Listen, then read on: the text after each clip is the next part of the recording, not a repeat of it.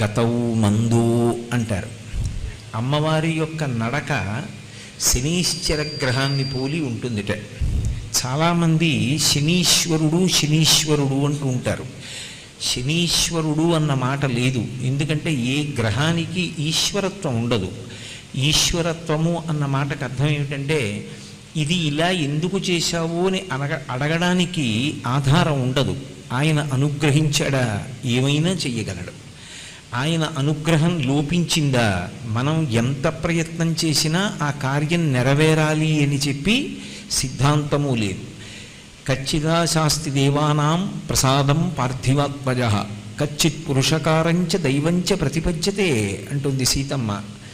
మనుష్య సంకల్పం ఒకెత్తు, మనుష్య సంకల్పానికి పరమేశ్వరుడి అనుగ్రహం కూడా తోడైతేనే మనం అనుకున్న కార్యాలు సఫలీకృతమవుతాయి.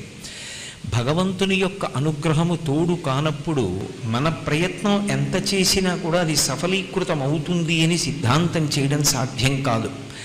అందుకే గ్రహములకు ఆ శక్తి ఉండదు. గ్రహము ఒక ఫలితాన్ని ఇవ్వవలసి ఉందనుకోండి, భగవంతుడు నువ్వు అలా ఫలితాన్ని ఇవ్వడానికి వీలు లేదు అని శాసనం చేశాడనుకోండి, ఆ గ్రహాలు ఏమీ చెయ్యలేవు. అవి అక్కడతో ఆగిపోవలసింది. చాలా తీవ్రమైనటువంటి ఫలితాన్ని ఇవ్వవలసినటువంటి ఉగ్రమైన స్వరూపంతో ఉన్నటువంటి గ్రహం కూడా ఉపశాంతి పొంది కిందకి దిగిపోవాలి. లేకపోతే ఈశ్వరుడు అన్న మాటకు అర్థం ఎక్కడ ఉంటుంది నాకు చెప్పండి. చేసుకున్నటువంటి కర్మ ఏది ఉన్నదో కర్మ గొప్పదవుతుంది, ఈశ్వరుడు ద్వితీయ స్థానంలోకి వచ్చేస్తాడు. గత జన్మలలో నువ్వు ఏ పాపపుణ్యాలు చేశావో ఆ పాపపుణ్యాల యొక్క ఫలితాన్ని నువ్వు అనుభవించి తీరాలి తప్ప ఈ జన్మలో నువ్వు ఎంత భక్తిగా ఉన్నా గత జన్మలో చేసుకున్నటువంటి కర్మ నిన్ను విడిచిపెట్టదు అని నేను చెప్పాను అనుకోండి. అప్పుడు భక్తిగా ఉండడం వల్ల ఈశ్వరుడు మీకు ఇచ్చేటటువంటి ఫలితం ఏమిటి? ఇప్పుడు కర్మ గొప్పదవుతుంది. కర్మ ఎప్పుడూ గొప్పది కాదు. అందుకే రమణ మహర్షి ఉపదేశసారం చేస్తూ కర్మ తజ్జడం అంటారు. కర్మ కర్మగా ఫలితాన్ని ఏమీ ఇవ్వదు. ఎందుచేత అంటే నేను సత్యనారాయణ వ్రతం చేశాను అనుకోండి, సత్యనారాయణ వ్రతం చేసి పూర్తయిపోగానే నా కొడుకు ఉద్యోగం వచ్చేయాలని సంకల్పం చేస్తే ఉద్యోగం వచ్చేసింది అనుకోండి, అప్పుడు కర్మ గొప్పది. కర్మచేత కాదు జరిగేది, నేను చేసిన కర్మయందు నేను చూపించినటువంటి భక్తికి ప్రీతి పొందినటువంటి పరమేశ్వరుని యొక్క అనుగ్రహము నా కోరిక తీరడానికి కారణమవుతుంది. అందువలన ఆయన ఈశ్వరుడు. నేను గతంలో కొన్ని పాపములు చేసి ఉండవచ్చు, కానీ ఈ జన్మలో నేను పరమభక్తితో జీవనం చేస్తున్నాను అనుకోండి, పరమేశ్వరుడు ఆ పాపము యొక్క ఫలితాన్ని ఇవ్వవలసినటువంటి సమయం ఆసన్నమైనప్పుడు ఇంత భక్తిగా ఉన్నటువంటి వాడికి కూడా నేను అంత దుష్ఫలితాన్ని ఇస్తే రేపొద్దున్న లోకానికి ఈశ్వరుడు ఉన్నాడన్న నమ్మకం ఎలా కలుగుతుంది? అందుకే భాగవతంలో ఒక మాట అంటాడు, ఒక భక్తుణ్ణి ఈశ్వరుడు ఎందుకు రక్షించాలి అంటే వాడు నా కొరకు రక్షింపవలయువాడు అంటాడు. ఒక పరమ భక్తుడైనటువంటి వాడు దురన్యాయానికి గురైపోయాడు అనుకోండి, ఆయనే బాధపడవలసి వచ్చిందనుకోండి, ఇంకా భగవంతుడు ఉన్నాడని లోకం ఎందుకు నమ్ముతుంది? అంత ఈశ్వరుణ్ణి నమ్ముకున్నవాడే అన్ని కష్టాలు పడితే ఇక లోకంలో నమ్మకం అన్న మాట ఎలా కుదురుతుంది? అందుకే పరమ భాగవతోత్తముడైనటువంటి వాణ్ణి రక్షించడం వాడి కొరకు కాదు, నేనున్నానని లోకం నమ్ముతుంది, నా అస్తిత్వం దాని మీద ఆధారపడింది, అందుకని నేను రక్షిస్తానంటాడు. ఈశ్వరుడు రక్షించాలి అని సంకల్పం చేశాడనుకోండి, గ్రహములు ఫలితాన్ని ఇవ్వలేవు, ఆగుతాయి. పెద్ద ఫలితాన్ని ఇవ్వవలసినవి చాలా తక్కువ ఫలితాన్ని ఇచ్చి వెళ్ళిపోతాయి. అదే భగవత్ కారుణ్యంగా అర్థం చేసుకోవడంలో ఉంటుంది. అందుకే ఒకనాడు అప్పటికి ఏదో కొద్దిగా కష్టం వచ్చినట్టు కనపడుతుంది, అంత మాత్రం చేత విచలితులం అయిపోకూడదు. ఈశ్వరానుగ్రహం అలా ఎందుకు వచ్చిందో కూడా పరిశీలించుకోవాలి. నేను మీతో ఒక ఉదాహరణ చెప్పాలి అంటే, ఒక వర్తకుడు ఉప్పు పట్టుకుని బయలుదేరాడు. పక్కన ఉన్నటువంటి నగరానికి వెళ్ళి ఆ ఉప్పు అమ్మి లాభం సంపాదించాలని. తీరా ఆయన అడవి మార్గంలో వెడుతున్నప్పుడు కుండపోతగా వర్షం పడింది. వర్షం పడిన కారణం చేత ఆయన పక్క ఊరు చేరుకునేటప్పటికి తీసుకువెడుతున్నటువంటి ఉప్పు బస్తాలలోని ఉప్పంతా కరిగి నీరై కారిపోయింది, అమ్మడానికి ఏం లేదు. కాబట్టి అతను చాలా దిగాలు మొహం వేసుకొని, నేను భగవంతుణ్ణి ఇంత నమ్మాను, ఏం కలిసి వచ్చింది? వ్యాపారం చేసి ఉప్పు అమ్ముదామని బయలుదేరినటువంటి నాకు ఉప్పు కణిక మిగలకుండా చేశాడు, ఏమి ఈశ్వరుడు అని ఈశ్వరుడి మీద అపనమ్మకంతో తిరిగి వస్తున్నాడు. ఆ అరణ్యంలోనే ఉన్నటువంటి దారి దొంగలు అప్పట్లో ఈ తుపాకీలో వాడేటటువంటి గుళ్ళు లేవు, మందుగుండు సామాగ్రి వాడేవారు. ఇప్పటికీ తిరుప్పిట్రియార్ అని ఒక క్షేత్రం ఉంది, అక్కడ తుపాకీలో మందుగుండు కూరి ఒకసారి కాలుస్తారు. అది రామచంద్ర ప్రభువు యొక్క దేవాలయం, అక్కడికి వెడితే అది దేవాలయ కైంకర్యం, ఒకసారి తుపాకీ కాల్చాలి. కానీ గుళ్ళు అందులో దట్టించరు, మందుగుండు సామాను దట్టిస్తారు. అలా అడవిలో ఉండేటటువంటి దారి దొంగలు తుపాకీలోకి మందుగుండు సామాగ్రిని దట్టించి పేల్చారు. వర్షం పడితే ఉప్పు కరిగిపోయింది, వర్షం పడితే మందుగుండు సామాగ్రి మాత్రం చెమ్మగిల్లిపోదు, అందుకని అది పేలలేదు. పేలకపోయేటప్పటికీ దొంగలకు భయం వేసింది. ఇప్పుడు మన తుపాకులు పేలట్లేదు కాబట్టి వర్తకులందరూ వచ్చి మన మీద పడి చంపేస్తారేమోనని దొంగలు తుపాకులు విడిచిపెట్టి పారిపోయారు. అప్పుడు ఆ వర్తకుడు అనుకున్నాడు, నేను గత జన్మలలో ఏదో పెద్ద పాపం చేశాను, ఈ ఒక్కసారికి పట్టుకెళ్ళిన ఉప్పు బస్తాలలో ఉప్పు కరిగిపోయింది, కానీ ప్రాణాలు నిలబడ్డాయి, ఈ భూమి మీద నీకు ఇంకా ఉప్పు ఉందిరా అంటారు. నాకు అమ్మవారు ఉప్పు మిగల్చింది, తినడానికి అన్నం మిగల్చింది, ఉప్పు అమ్మకానికి పట్టుకెళ్ళింది పోయింది, రావలసిన లాభం కొంత పోయింది, ధనరూపంగా పోయింది, కానీ ప్రాణములు దక్కాయి, ఇది కదా భగవతి కృప అంటే అనుకున్నాడు. అందుకే నమశివాభ్యాం అశుభాపహాభ్యాం, రావలసినటువంటి పెను ప్రమాదాన్ని తీసేసి దాని స్థానంలో చేసినటువంటి కర్మకి ఏదో ఒక ఫలితాన్ని ఇస్తే తప్ప కర్మ పోదు. అందుకని పాము కరవలసినటువంటి వాణ్ణి చీమతో కరిపించి విడిచిపెడతాడు. ఒక్కొక్కసారి మనం చేసినటువంటి మహాపాపానికి ఇంత ఫలితాన్ని అనుభవించవలసిన వాళ్ళం, ఇంత తక్కువ ఫలితంతో మనం తప్పించుకున్నామన్న విషయం కూడా మనకి తెలియదు. భగవద్భక్తి మనుష్యుణ్ణి అలా కాపాడేస్తుంది. అందుకే ఈశ్వరత్వం ఎవరిది అంటే భగవంతుడిది. పరబ్రహ్మమునకు ఈశ్వరత్వం ఉంటుంది, ఆయన గ్రహములను శాసించగలడు, గ్రహములకు ఈశ్వరత్వం లేదు. అందుకే శనీశ్వరుడు అన్న మాట లేదు, శనైశ్చరుడు అన్న మాట ఉంది. శనైశ్చరుడు అంటే శనైహి శనైహి చరహ, మిగిలిన గ్రహాలులా ఆయన వేగంగా కదలడం, ఆయన చాలా మెల్లగా నడుస్తాడు.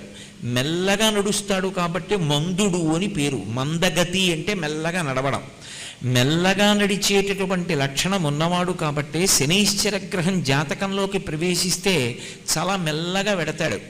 శనైశ్చర గ్రహానికి కారకత్వం ఉంది, ఆయన కొన్నిటి మీద అధికారి అయి ఉంటాడు. శనైశ్చర గ్రహం బాధ పెడుతుంది మనిషిని, అందుకే పాప జీవనానికి అలవాటు చేస్తుంది, ధర్మమునందు అనురక్తి తగ్గిస్తుంది, అధర్మమునందు లాలస పెంచుతుంది.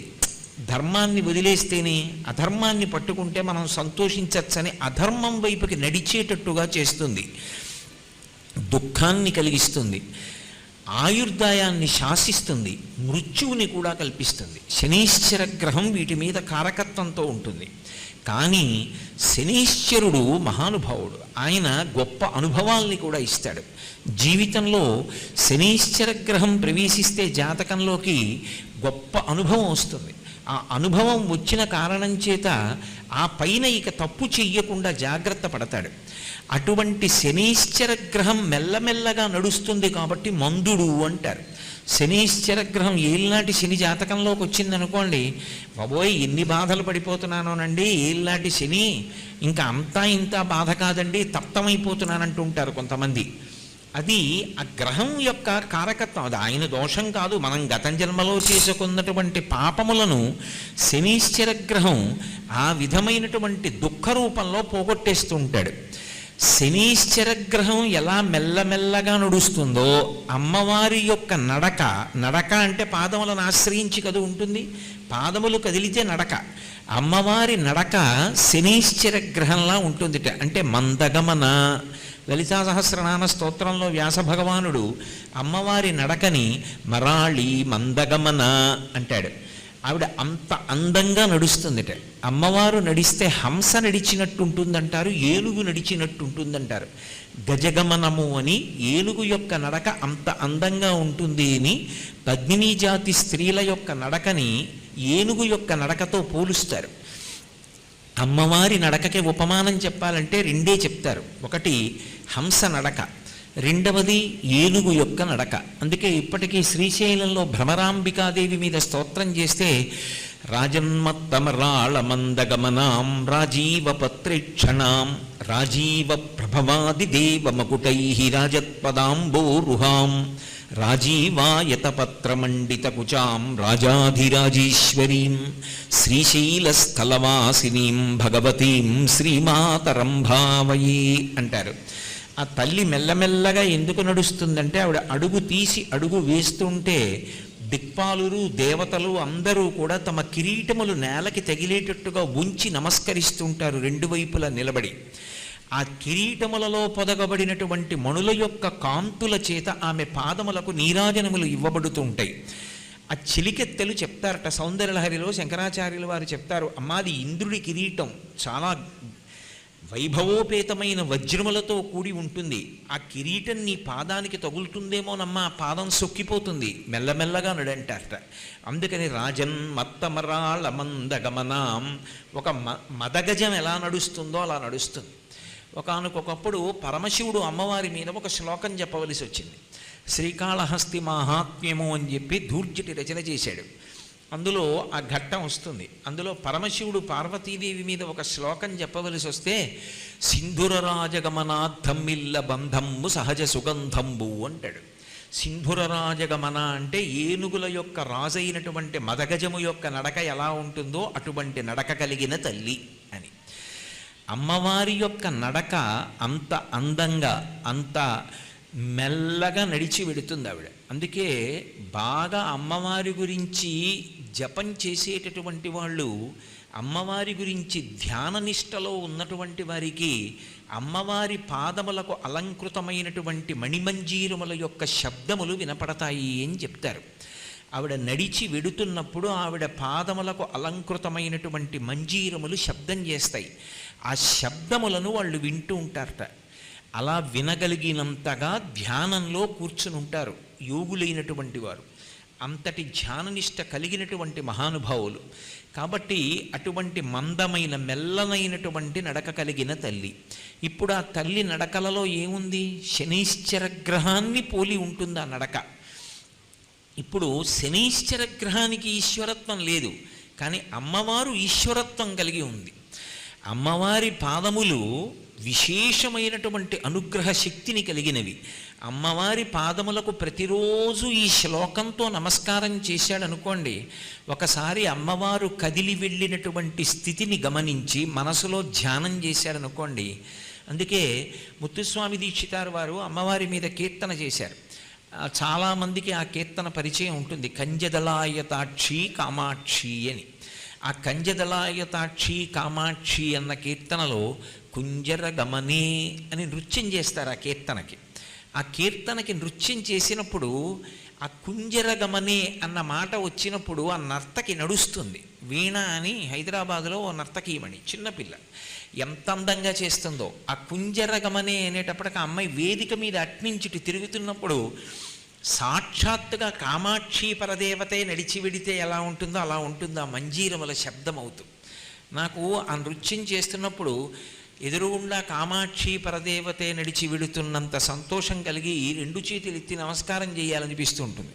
అలా ఆ తల్లి నడక అంత అందంగా ఉంటుంది. కుంజరగమని అంటే ఏనుగు యొక్క నడక ఎలా ఉంటుందో అటువంటి నడక కలిగినటువంటి తల్లి అని.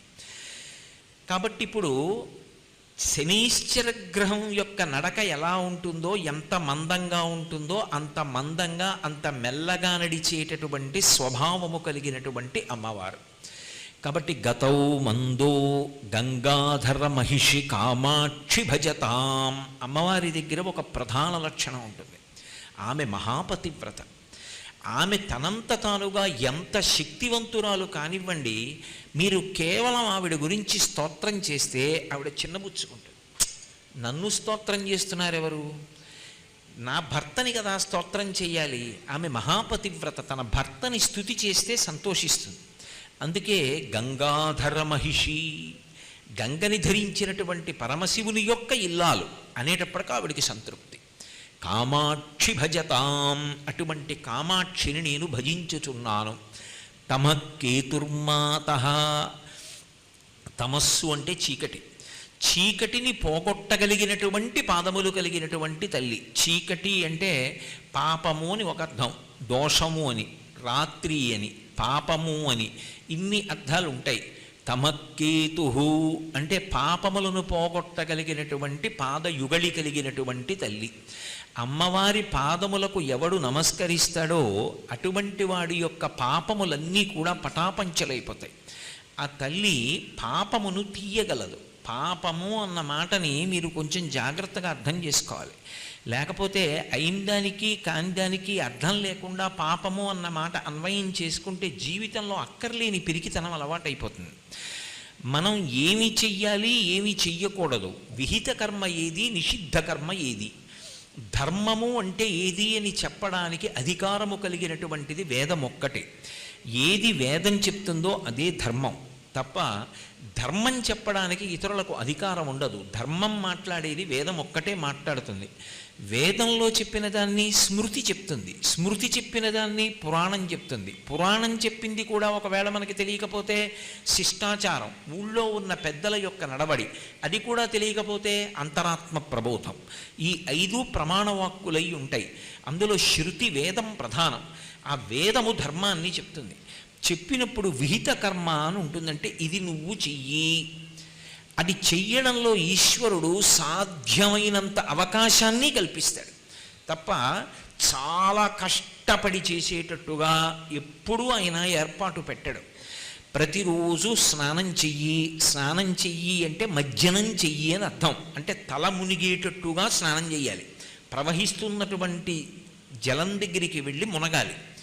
ఒకవేళ అలా వెళ్ళలేకపోతే, అందుకే ఎప్పుడు ఎడ తెగక పారు ఏరుంది జుడున్ చొప్పడి నయూరవుండుము చొప్పడికున్నట్టి ఊరు చేరకు సుమతి అని చిన్నప్పుడు ఏరు ఉన్న ఊళ్ళో ఉండండి అంటారు స్నానం చేయొచ్చని. ఒకవేళ ఏరు లేదు, ఉన్నా వెళ్ళడానికి అవకాశం లేదు, ఏం చేయాలి అంటే కనీసం నూతిలో నీళ్లు తీసుకుని తలమించి పోసుకోవాలి. నుయ్యి కూడా లేదు, ఏం చేయాలి, పంపులో నీళ్లు తీసి తలమించి పోసుకోవాలి. తలమించి పోసుకోవడానికి అనారోగ్యంగా ఉంది, ఏం చేయాలి, కంఠం దగ్గర నుంచి పోసుకోవాలి. కంఠం దగ్గర నుంచి పోసుకోవడానికి కూడా వీల్లేదు, జ్వరంగా ఉంది, ఏం చేయాలి, మొల దగ్గర నుంచి పోసుకోవాలి.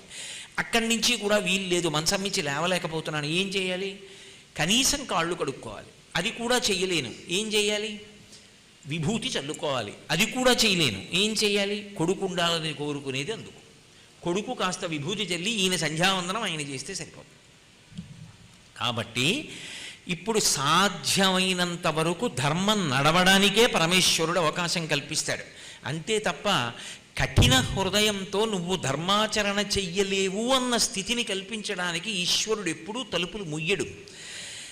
ఇప్పుడు ఏది ఈశ్వరుడు చెయ్యమన్నాడో అది చెయ్యకుండా ఉండడం, ఏది చెయ్యవద్దని చెప్పాడో అది చెయ్యడం, అది పాపం. ఇది చెయ్యవద్దు అని ఈశ్వరుడు అన్నాడు అనుకోండి, అదే చేసే ప్రయత్నం చేయడం, ఆ పని చేయడం, దానికి పాపమని పేరు. ఇప్పుడు పాపము పోవడము అంటే ఏదో కొన్ని చెయ్యకూడని పనులు చేయడం, గంగ దగ్గరికి వెళ్ళడం, స్నానం చేయడం, పాపాలు పోయాయి మళ్ళీ వచ్చి మొదలుపెట్టడం అని అర్థం చేసుకుంటే పొరపాటు. పాపము పోవుట అన్న మాటకు అర్థం ఏమిటంటే ధర్మమునందు అనురక్తి కలుగుట అని చెప్పాలి. మనసు మారి దీనివల్ల నాకు వచ్చే ప్రయోజనం ఏమిట్రా, నేను భగవంతుడు ఎలా చెప్పాడో అలాగే బ్రతుకుతాను, ఆయన వద్దన్న దాని జోలికి నేను వెళ్ళను అన్న పూనిక కలిగితే పాపమునందు అనురక్తి పోయింది అంటారు. కాబట్టి ఇప్పుడు పాపములను పోగొట్టగలిగినటువంటి శక్తి కలిగినటువంటి తల్లి ఆవిడ పాదములకు నమస్కరించినంత మాత్రం చేత అంత గొప్ప అనుగ్రహాన్ని వర్షిస్తుంది ఆవిడ. అటువంటి శక్తి కలిగినటువంటి తల్లి కనుక చీకటిని పోగొట్టగలిగిన పాదములు బాహ్యంలో, ఆంతరమునందు తమహ అంటే రాహువు. రాహుగ్రహము అమ్మవారి పాదములను ఆశ్రయించి ఉన్నట్లే. ఎందుచేత అంటే రాహుగ్రహానికి కొంత కారకత్వం ఉంటుంది. రాహువు పాపమునందు అనురక్తి పెంచుతాడు. పాపజీవనం మీద విశేషమైనటువంటి అనురక్తి దేని వలన కలుగుతుంది అంటే రాహుగ్రహ సంచారం చేత. రాహుగ్రహం బాగా బలంగా ఉంటే పాపమునందు అనురక్తి కలుగుతుంది. పాపమునందు అనురక్తి కలిగి పాపజీవనానికి అలవాటు పడ్డాడు అనుకోండి, ఈశ్వరుడు వద్దన్న పని చేస్తున్నట్లేనా? మీరు ఒకటి బాగా జ్ఞాపకం పెట్టుకోండి, నేను ఇప్పుడు చెప్తున్న విషయాన్ని మీ మనసులో సువ్యవస్థితం చేసుకోండి. నాకే 2 కొడుకులు ఉన్నారనుకోండి, ఒక కొడుకు, పెద్ద కొడుకు నేను ఎలా చెప్పానో అలా బ్రతుకుతాడు. ధార్మికంగా జీవనం చేస్తూ వచ్చిన దానితో తృప్తిగా బతుకుతూ నా షష్ఠి పూర్తవుతుంటే నా 2 వేళ్ల అంచున్నంత వెడల్పు కలిగినటువంటి ఒక సామాన్యమైన పంచె తెచ్చి నాకు ఇచ్చి నాన్నగారండి కట్టుకోండి అన్నాడు. రెండవ కొడుకు నేను ఎలా బ్రతకద్దని చెప్తున్నానో అలాగే బ్రతుకుతాడు. వాడు ఎప్పుడు బల్ల మీద సంతకం పెట్టి డబ్బుచ్చుకోడు, బల్ల కింద నుంచే డబ్బుచ్చుకుంటాడు. నాకు 2 కొడుకులు లేరు, మీ మీద పెట్టకూడదు కాబట్టి నా మీద పెట్టుకున్నాను, ఉదాహరణకి చెప్తున్నాను అంతే. కాబట్టి వాడు నేను ఎలా బ్రతకద్దురా అని చెప్తానో అలాగే బ్రతుకుతాడు. ఇప్పుడు వాడు నా షష్ఠి పూర్తికి నా జాన ఎంత ఉంటుందో అంత పెద్ద అంచున్న పంచె తెచ్చి నాకు ఇచ్చాడు. ఇప్పుడు మీరు నాకు ఒకటి చెప్పండి, వాడు నాకు అది తెచ్చి ఇచ్చాడని నేను మురిసిపోతానా, నేను చెప్పినట్టు బ్రతుకుతున్నాడని పెద్ద కొడుకుని చూసి మురిసిపోతానా? వాడంత పెద్ద అంచు పంచె తెచ్చాడని మురిసిపోను, నేను చెప్పినట్టు బ్రతుకుతున్నాడని పెద్ద కొడుకు తెచ్చిన పంచె కట్టుకు మురిసిపోతాను. కట్టుకోకుండా ఉండను రెండో కొడుకు తెచ్చిన పంచె. వీడి బుద్ధిలో మార్పు ఎప్పుడు వస్తుందిరా?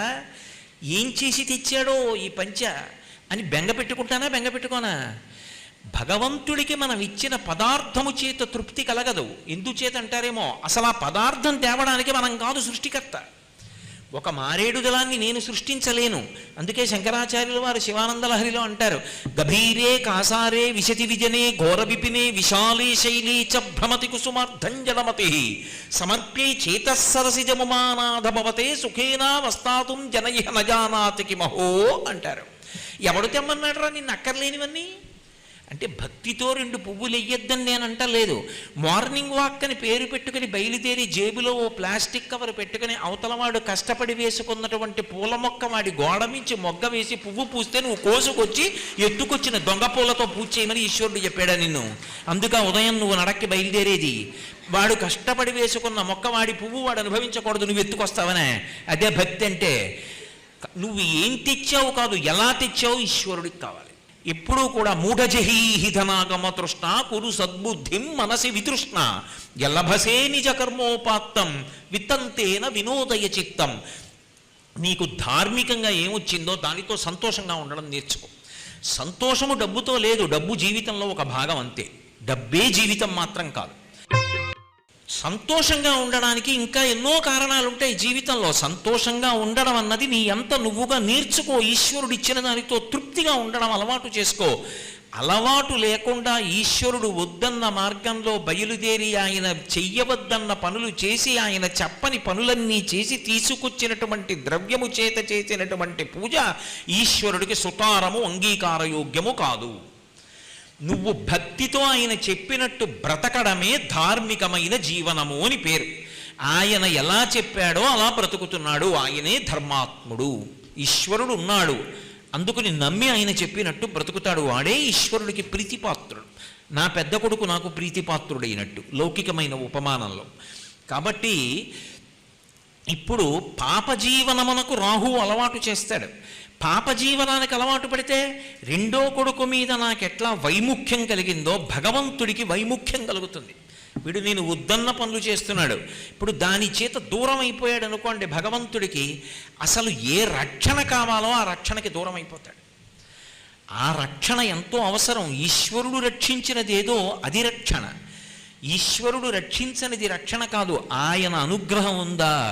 మృత్యుదేవత నోటి 2 కోరల చిక్కి బ్రతికినొక వేళ బ్రతుకవచ్చు కాక సైరింపవచ్చునే కథనమందు అంటాడు. శ్రీకృష్ణార్జున యుద్ధంలో అర్జునుడు, సరే కల్పిత గాథ వేరు విషయం అనుకోండి, కానీ మృత్యుదేవత యొక్క 2 కోరల మధ్యలో చిక్కి జారి కింద పడి బ్రతికేయచ్చు. రక్షణము లేక సాధుడు రక్షితుడకు సమత చేసి రాయుడులందున్ రక్షణలు వేయి కలిగిన శిక్షితుడకు కలుడు పాప చిత్తుండగుటన్నంటారు పోతన గారు.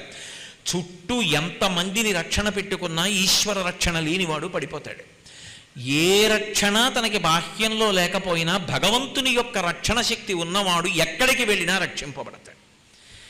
ఆపదని దాటించగలిగిన వాడెవరు అంటే పరమేశ్వరుడు ఒక్కడే. ఆ పూనిక కలిగి ఉన్నాడనుకోండి లోపల, అప్పుడు పాపజీవనం వైపుకు వెళ్ళడు. రాహుగ్రహం యొక్క లక్షణం పాపజీవనం వైపుకు తీసుకెడుతుంది. కానీ అమ్మవారి పాదములు ఎవరు పట్టుకున్నాడో వాడికి పాపజీవనానికి దూరంగా ఉంటాడు. ఎలా ఉంటాడు? అదే మీరు కొంచెం జాగ్రత్తగా గమనించవలసి ఉంటుంది. పాపజీవనమును పరిశీలనం చేస్తాడు. ఎంత తప్పురా, ఎందుకు వచ్చిందిరా, మనకి ఏమిటి కలిసి వస్తుందిరా దీనివల్ల, వద్దు, మనం అలాంటి పనులు చెయ్యొద్దు, దానివల్ల ఈశ్వరానుగ్రహానికి దూరం అయిపోతాం. పరీక్షలో తట్టుకుని నిలబడతాడు. ఆ నిలబడగలిగిన శక్తి అమ్మవారి అనుగ్రహంగా వస్తుంది. ఆ చీకటిని ఆవిడ తొలగిస్తుంది. కేతుగ్రహం దానికి ఉండేటటువంటి విశేష లక్షణాలు కొన్ని దానికి ఉన్నాయి. కానీ కేతువు కొన్ని చాలా గొప్ప గొప్ప లక్షణాలని జాతకునికి అనుగ్రహం చేస్తాడు. ఆయన అనుగ్రహం చేత గొప్ప భక్తి కలుగుతుంది. ఆయన అనుగ్రహం చేత తీర్థయాత్ర యందు అనురక్తి కలుగుతుంది. చాలా గొప్ప వైరాగ్యం కలుగుతుంది. కేతుగ్రహంలో ఉండగా జాతకుని యొక్క జాతకం పూర్తయిపోతే ఒక్కొక్కచో మోక్షాన్ని కూడా ఇస్తాడు. కేతువు మోక్షమునకు వెళ్ళిపోయేటటువంటి వాడి జాతకం కేతుగ్రహంలో పూర్తయితే ఆశ్చర్యపడవలసినటువంటి అవసరం ఏం ఉండదు. కాబట్టి కేతువు వీటిని అనుగ్రహిస్తాడు. అందుకే కేతువు అన్న మాటని మూకశంకరులు అలాగే వాడేశారు. తమ కేతుర్మాత తవ చరణ పద్మో విజయతే. అమ్మవారి పాదములు పట్టుకున్నవాడికి శాస్త్రమునందు అనురక్తి, గురువుగారి యందు భక్తి, ధర్మమునందు విశేషమైనటువంటి పూనిక, ఇటువంటివన్నీ కలుగుతాయి. ఏ వయస్సులో పూర్ణ వైరాగ్యం రావాలో ఆ వయస్సులో పూర్ణ వైరాగ్యం వస్తుంది. నేను అన్న మాట మీరు జాగ్రత్తగా పట్టుకున్నారో పట్టుకోలేదో. కోరికలు అని కొన్ని ఉంటాయి. అసలు కోరికలు ఉండకూడదు అని సిద్ధాంతం చేయడం కుదరదు. ఎందుకో చెప్పనా? అవసరములు కొన్ని ఉంటాయి. అవసరములు కోరికలలోకి రావు. ఆర్తో జిజ్ఞాసురర్థార్థి జ్ఞానీచ భరతర్షభ అంటాడు గీతాచార్యుడు. అందుకే భగవద్గీతలో అవసరము ఏది ఉంటుందో అది కోరికే అని సిద్ధాంతం చేయకూడదు. ఇప్పుడు నేనున్నాను అనుకోండి, నాకు ఆకలిస్తుంది, ఆకలిస్తే నేను అన్నం తినాలనుకుంటాను. కోటేశ్వరరావు గారు కోరికలు ఉండడం ఏమిటండి అని మీరు అడగకూడదు. అది అవసరం. శరీరం నిలబడడానికి అన్నం అన్నది అవసరం. శరీరం నిలబడడానికి దాహం వేస్తే నీళ్లు పొయ్యడం అవసరం. శరీరాన్ని పడగొట్టకూడదు, తనంత తాను పడిపోవాలంతే శరీరం. దాన్ని పడగొట్టడం పాపం. దానికి అవసరాలు ఉంటాయి, అవసరాల్ని తీర్చాలి. అలాగే ఆశ్రమానికి అవసరాలు ఉంటాయి. బ్రహ్మచర్యాశ్రమం ఉందనుకోండి, దానికి అవసరం ఉంటుంది. ఏమిటా అవసరం? ఏకాదశి వ్రతం చేయకూడదు, ఉపవాసం చేయకూడదు, గురువుగారి పాదాలు పట్టుకోవాలి, గురుపత్ని ఏ అన్నం పెట్టిందో ఆ అన్నం తినాలి, ఎప్పుడూ గురువుగారి శుశ్రూష చెయ్యాలి, గురువుగారి దగ్గర జీవితాంతం పనికొచ్చేటటువంటి శాస్త్రాన్ని చదువుకోవాలి. ఆ ఆశ్రమానికి అది అవసరం. అప్పుడు నాకు గురుభక్తి నిలబడుగాక, నాకు శాస్త్రమునందు అనురక్తి ఏర్పడుగాక, నాకు ఈ విషయాలన్నీ జ్ఞాపకముండుగాక అని మీరు కోరుకున్నారనుకుంటే అప్పుడు అది కోరిక కిందకి రాదు. కొంతకాలం అయిపోయింది. భారతీయ ధర్మానికి ఉన్న గొప్పతనం అక్కడుంది. మనస్సు యందు కామము పటమరిస్తుంది, మీరు ఆప్ చేయలేరు. దానికి లింగ వివక్ష తెలుస్తుంది. పురుష శరీరం స్త్రీ శరీరంతో సంగమాన్ని కోరుతుంది, స్త్రీ శరీరం పురుష శరీరంతో సంగమాన్ని కోరుతుంది. ఇప్పుడు మనస్సు యందు కామము పటమరిస్తే మీరు బలవంతంగా దాన్ని తొక్కే ప్రయత్నం చేశారనుకోండి, ఇంద్రియాని బలిష్టాని ననియుక్తాని మానద అపక్వస్య ప్రకుర్వంతి వికారాం స్థాననేకశః అంటాడు వ్యాసుడు దేవీ భాగవతంలో. త్రాచుపావుని మీరు అలా వచ్చేస్తోందనుకోండి, మీరు కంగారు పడిపోయి గంతులేయడంలో త్రాచుపావు యొక్క పడగ మీద కాలేసి తొక్కారు. ఇప్పుడు మీ కాలు కింద త్రాచుపావు ఉంది, అది మిమ్మల్ని ఏం చేయలేదు, పడగెత్తలేదు, కానీ దాని తోక కదిపి వచ్చి మీ కాలు చుట్టుకుంటూ ఉంటుంది. ఇప్పుడు త్రాచుపావు నా కాలు కింద ఉంది, అది నన్ను కరవలేదు అని చెప్పి మీరు ధైర్యంగా నిలబడి మాట్లాడగలరా? మీకు ఎంత తొందరగా కాలు తీసి అక్కడి నుంచి వెళ్ళిపోదామా అని ఉంటుంది. కాలు ఎప్పుడు తీస్తాడా అని పాము చూస్తూ ఉంటుంది. బలవంతంగా కామాన్ని నిగ్రహిస్తే అలాగే కాటు వేస్తుంది. అలా బలవంతంగా కామాన్ని నిగ్రహించడం అందరికీ సాధ్యం కాదు. ఎవరో కారణజన్ములు పుట్టుకతో గెలుస్తారు.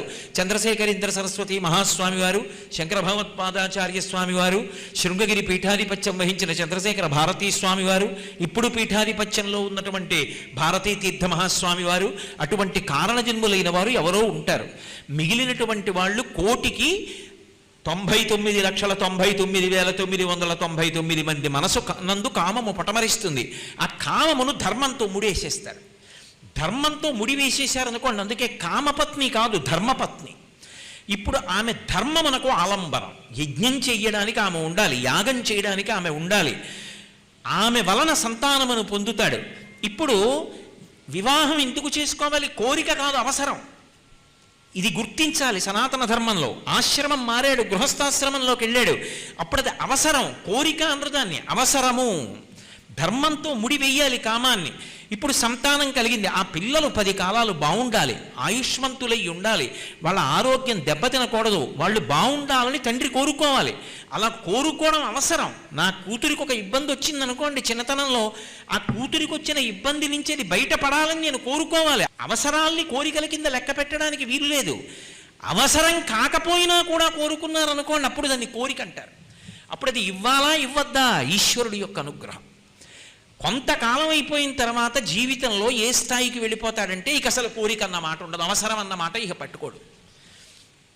చెప్పులు ఇప్పేశాడంటారు. కొడుక్కి పెళ్లి చేశాడు, కోడలు వచ్చేసింది. కొడుక్కి పిల్లలు పుట్టారు. ఇప్పుడు ఎవరు కూర్చుంటారు పీటల మీద నామకరణానికి? కొడుకు కూర్చుంటాడు, కోడలు. ఇల్లు కట్టుకున్నాడు, కొడుకు కోడలు గృహప్రవేశం చేస్తారు. నేనేం చేయాలి? అక్షతలు వెయ్యాలి. ఇప్పుడు నేనేం చేయాలి? నా మనస్సు భగవంతుని యందు ఉంచుకోవాలి. ఆయన రక్షణతో వీళ్ళు బాగుంటారు.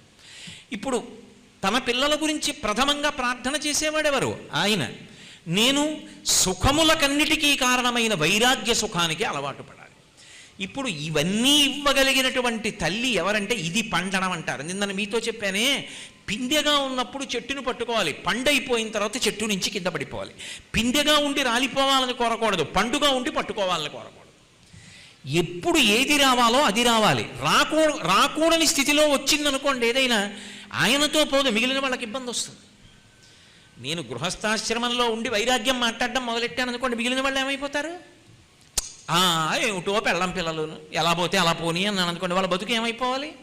నేను ఇంటి యజమానిగా వాళ్ళని రక్షించాలా వద్దా? ఎప్పుడు రావాలో వైరాగ్యం అప్పుడు రావాలి. ఎప్పుడు ఏది అవసరమో దాన్ని ఈశ్వరుడు తీరుస్తాడని నమ్మి ఉండాలి. అందుకే ధర్మార్థ కామ మోక్ష చతుర్విధ పురుషార్థ ఫలసిద్ధ్యర్థం అని సంకల్పం వచ్చింది. కాబట్టి శాస్త్రీయమైనటువంటి విషయాన్ని అర్థం చేసుకునేటప్పుడు కొంచెం జాగ్రత్తగా పరిశీలనం చేయవలసి ఉంటుంది.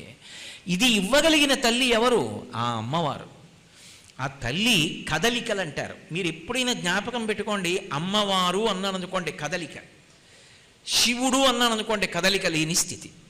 కదలికలన్నీ ఎక్కడికి తీసుకెడతాయంటే కదలికలు లేని స్థితికి తీసుకెడతాయి. కదలిక లేకుండా కదలిక లేని స్థితి ఉండదు. ఇప్పుడు నేను ఇక్కడ ఉపన్యాసం చెప్పడానికి వచ్చాను. ఇక్కడికి వచ్చాక అటు ఇటు తిరగకూడదు, ఇక్కడికి వచ్చాక స్థిరంగా కూర్చుని మాట్లాడుతున్నాను. ఇక్కడికి రావడానికి నేను ఎక్కడికి కదలని నాకు ఇచ్చిన విడిదిలో కూర్చోకూడదు, కదిలి రావాలి. కదిలి వస్తే కదలకుండా కూర్చుని చెప్పవలసిన ప్రవచనం పూర్తవుతుంది. కదలికలు ధర్మం, కదలకుండా ఉండడం శివుడు. కదలిక లేకపోతే అసలు కదలకుండా ఉన్న అందం మీకు తెలియదు. మీరు పట్టుకున్నారో లేదో, మీకు ఒక ఉదాహరణ చెప్తాను. చెరువు ఉంది, అందులో అలలు లేవు, ఇప్పుడు అద్దంలా ఉంటుంది, లోపల ఉన్న ఎండు ఆకు కూడా కనిపిస్తుంది.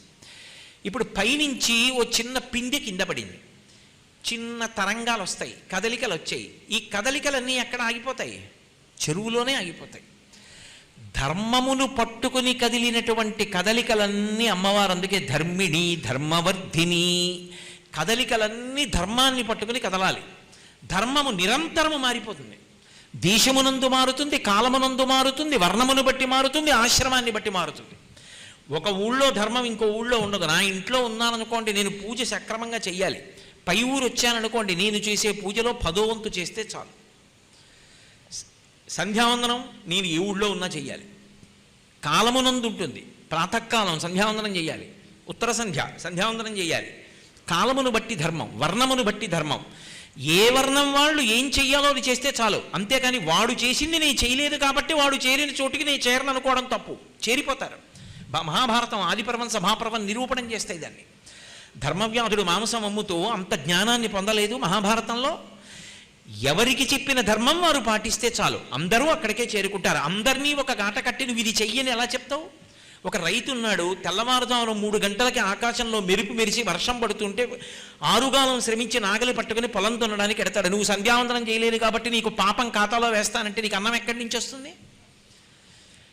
ఎవరికి ఎంత సదుపాయం కల్పించాలో అంత సదుపాయాన్ని శాస్త్రం కల్పిస్తూ ఉంటుంది. అందుకు ధర్మం మారుతుంది వర్ణాన్ని బట్టి. ఆశ్రమం, బ్రహ్మచారికి ఉన్న ధర్మం గృహస్థుకు ఉండదు. బ్రహ్మచారి ఉన్నాడు, బ్రహ్మచారి సొబగులు అద్దుకోకూడదు, తాంబూలం వేసుకోకూడదు, అద్దంలో చూసుకోకూడదు, స్త్రీ గురించి ఆలోచించకూడదు. గృహస్థు దానం పడతాడు, దాచుకుంటాడు, భార్యతో కలిసి ఉంటాడు, బిడ్డల్ని కంటాడు, వాళ్ళ బాగోగుల గురించి విచారణ చేస్తాడు. గృహస్థుకున్న ధర్మం వానప్రస్థుకుండదు. వానప్రస్థు అందరినీ విడిచిపెట్టి ఏడివిలోనో ఏకాంతంగా కూర్చుని తపస్సు చేస్తాడు. వీళ్ళ ఎవరికీ ఉన్న ధర్మం 4వ వర్ణం వాళ్ళకి లేదు. అసలు అగ్నితో సంపర్కం లేదు. అందుకే వాళ్ళ శరీరం పడిపోతే అగ్నిహోత్రంతో వ్రేల్చరు, కాల్చరు, శరీరాన్ని భూమిలో పెట్టేస్తారు. పైన తులసి కోట పెడితే బృందావనం, శివలింగం పెడితే అధిష్టానం, అంతే. కాబట్టి ఒక ఆశ్రమానికి ఉన్న ధర్మం ఇంకో ఆశ్రమానికి లేదు. నిరంతరం కదలికలు ధర్మం, ఈ కదలికలే శక్తి. అందుకే అమ్మవారిని శక్తి శక్తి శక్తి అంటారు. ఆదిశక్తి, అమేయాత్మ, అమ్మవారి పేర్లు అవి కారణం. ఈ కదలికలు ధర్మాన్ని పట్టుకొని కదలగా కదలగా కదలగా కదలగా చిట్ట చివరికి ఏ కదలిక లేకుండా తనలో తాను రమిస్తూ కూర్చుంటాడు, ఆత్మని ఇక్కడే అనుభవిస్తూ ఆనందాన్ని. అది శివుడు. శివ శివ, భైరవ భైరవి, హంస హంసిని, రుద్ర రుద్రాణి, భర్గ భార్గవి. అందుకే వాళ్ళ పేర్లు కూడా ఎక్కడ విడివడవు, ఒకేలా ఉంటాయి. కాబట్టి ఇప్పుడు ఆ తల్లి అనుగ్రహంతో ధార్మికమైన కదలికలు, పరమశివుడి అనుగ్రహంతో తనలో తాను రమించడం. ఇందులో ఏ గ్రహం యొక్క స్థితి అయినా బాగులేదనుకోండి, జాతకంలో బెంగ పెట్టుకోవలసిన అవసరం ఉండదు. ప్రతిరోజు ఈ శ్లోకాన్ని పట్టుకుని ఒక్కసారి ఆ కాత్యాయని పరదేవతయే కామాక్షి అని, కామాక్షియే లలితా పరాభట్టారి కానీ తత్తత వీటి స్థానం ఒకలాగే ఉంటుందని ఒక్కసారి ఆ పాదముల వంక చూసి నమస్కారం చేశారనుకోండి, 9 గ్రహాలు ఎలా అన్వయం అవుతున్నాయి అన్నది జ్ఞాపకం తెచ్చుకొని అమ్మవారి పాదముల వంక చూసి ఒక్క నమస్కారం చేశారనుకోండి, ఇప్పుడు అమ్మవారు ఏం చేస్తుంది? ఏ గ్రహముల యొక్క అనుగ్రహము చేత మీకు శుభములు జరుగుతాయో వాటిని ప్రోత్సహిస్తుంది, ఫలితాలిమ్మని. ఏ గ్రహముల యొక్క ఫలితము వలన మీరు బాధపడతారో వాటిని అటువంటి ఫలితములు ఇవ్వవద్దు అని శాసిస్తారు. వాడు పరమ భాగవతోత్తముడై ఉన్నాడు, ఈ జన్మలో నన్ను నమ్మి బతుకుతున్నాడు, వాడికి అంత కష్టపెట్టకు, వాడు కన్నీరు పెట్టుకుంటే నేను చూడలేను, వాడు మళ్ళీ నా వంక తిరిగి అమ్మా అని పిలుస్తాడు, నేను వాడి ఏడుపు చూడలేను, ఇవ్వకంత కష్టం, వాడు తట్టుకునేటట్టు అంటుంది. కాబట్టి ఇప్పుడు ఈశ్వరత్వం ఎక్కడున్నది? అమ్మవారిలో ఉన్నది.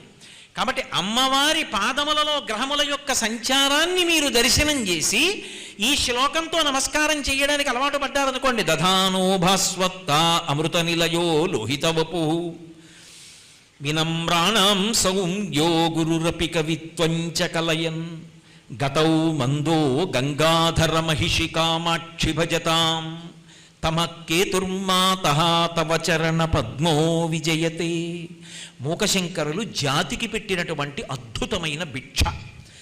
నోరు లేని వారి నుండి అమ్మవారే మాట్లాడింది. అంటే అమ్మవారే అనుగ్రహించింది. ఈ శ్లోకంతో నాకు నమస్కారం చెయ్యండిరా, గ్రహగతుల గురించి బెంగపెట్టుకోక్కర్లేదు, నన్ను నమ్మి ఉండగా మిమ్మల్ని ఎవ్వరూ చెనకలేరు, నేను కాపాడుకుంటాను మిమ్మల్ని ఆ తల్లి రక్షించింది. రక్షణ శక్తికి ఆమెది మారు పేరు. పరబ్రహ్మాన్ని స్త్రీ రూపంగా భావన చేసినప్పుడు అమ్మవారుగా నిలబడుతుంది. ఆవిడ రాశీభూతమైన కారుణ్యమవుతుంది అప్పుడు. అందుకే ఆగదు. శాకంభరీ స్వరూపం అంత గొప్పదిగా ప్రస్తుతి చేయబడడానికి కారణం అదే. దుర్గముడు అని ఒక రాక్షసుడు బయలుదేరి విచిత్రమైన కోరిక కోరాడు తపస్సు చేసి బ్రహ్మగారు ప్రత్యక్షమైనప్పుడు. బ్రాహ్మణుల దగ్గర ఉన్నటువంటి వేదమంత్రములన్నీ కూడా నాకు తెలియాలి, వేదములన్నీ నాకు వశమైపోవాలి, బ్రాహ్మణులన్నీ మరిచిపోవాలన్నాడు. తథాస్తు అన్నాడు బ్రహ్మగారు. అందరూ మంత్రాలు మరిచిపోయారు. ఇక సంధ్యావందనం లేదు, యజ్ఞం లేదు, యాగం లేదు, పూజ లేదు, ఏమీ లేదు.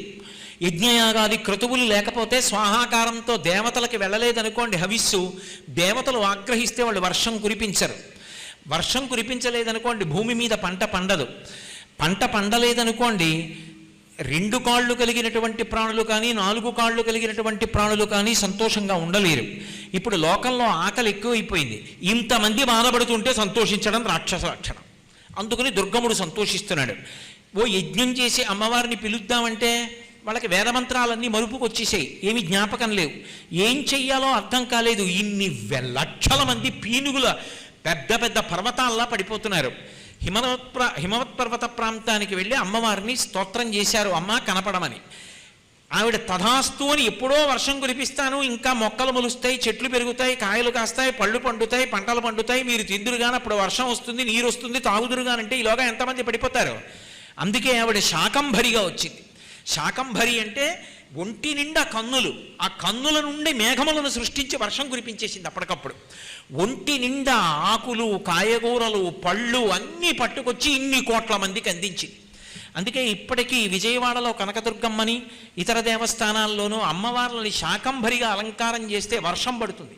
మేము కాకినాడ అయ్యప్ప స్వామి దేవస్థానంలో శారదా నవరాత్రులు చేసేటప్పుడు శాకంభరిగా అలంకారం చేసి ఇలా కిందకి దిగ్గానే వచ్చేస్తాయి మేఘాలు, బ్రహ్మాండమైన వర్షం పడుతుంటుంది.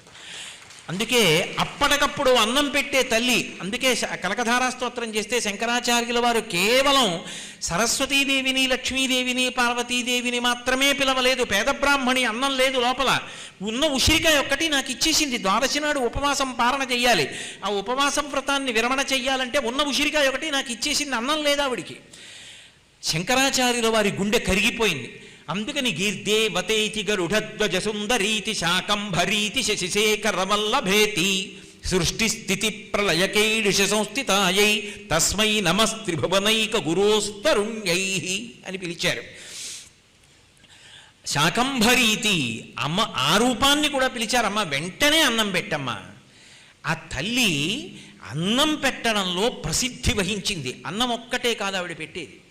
అన్నం పెట్టి శరీరం ఒక్కటి పెరిగితే ఇది ఎందుకు పనికొస్తుంది? గత జన్మలలో చేసుకున్న పాపాలకు ఫలితాన్ని అనుభవించడానికి, సుఖాన్ని పుణ్యానికి ఫలితంగా అనుభవించడానికి, మళ్ళీ పాపాలు చేయడానికి పనికొస్తుంది, లేదా కొత్త పుణ్యం చేయడానికి.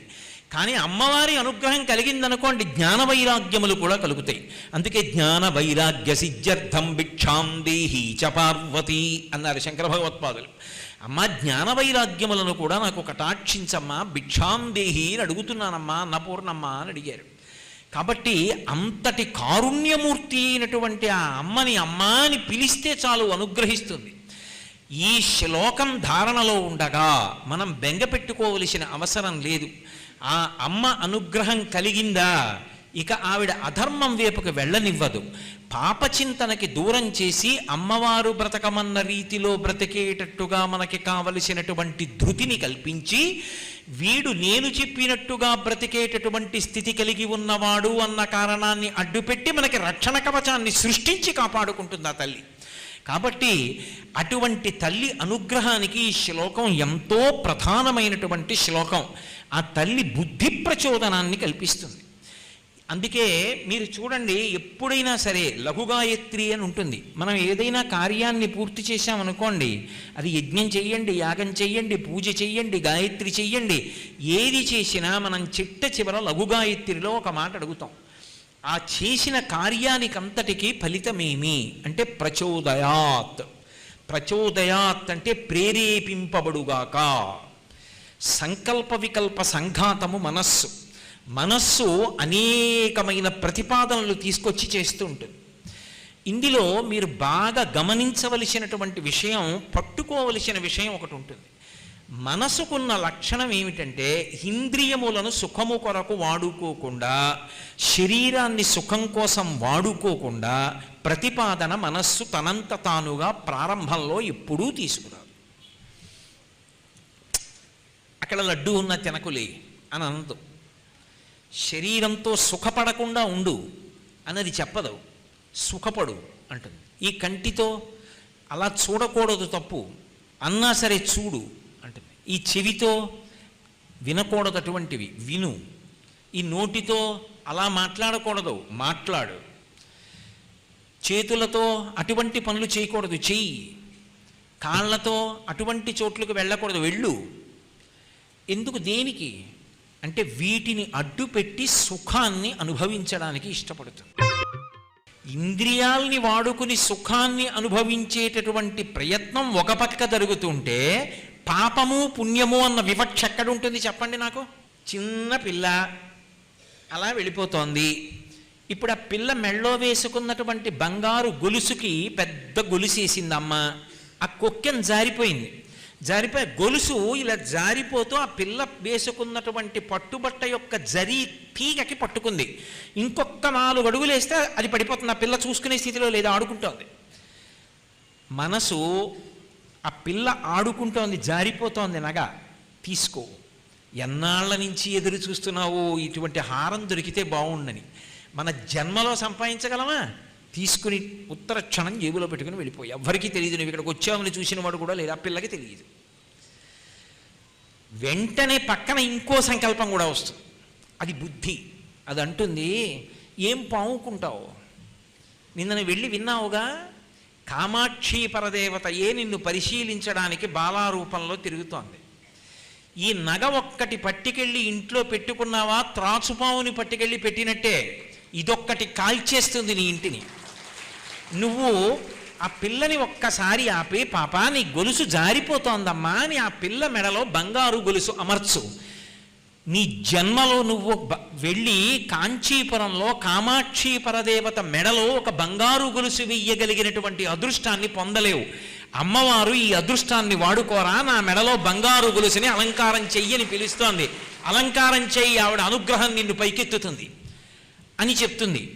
నాకొక్క మాట బాగా గమనించి చెప్పండి. ఇప్పుడు మీరు నాకేం చెప్పక్కర్లేదు, మనసులో ఆలోచించండి.